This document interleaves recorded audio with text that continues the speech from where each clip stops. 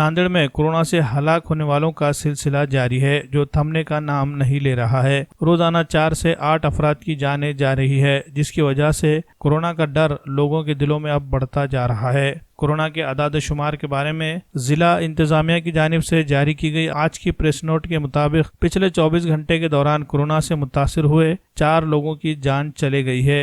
इनमें सभी अफराद अस्पतालों में इलाज के दौरान कोरोना का मुकाबला नहीं कर पाए और उनकी मौत हो गई। फौत होने वाले अफराद नांदेड़ शहर के नौरंगपुरा, मालेगांव तालुका अर्धापुर, चिंचाड़ा तालुका बिलोली और एक किन्नौर से ताल्लुक रखता है। इस तरह नांदेड़ में कोरोना से हलाक होने वालों की तादाद अब बढ़कर 192 हो गई है। पिछले 24 घंटों के दौरान 116 नए कोरोना मुतासिरीन का इजाफा हुआ है। कोरोना मुतासिरीन की जुमला तादाद अब बढ़कर 5276 हो गई है।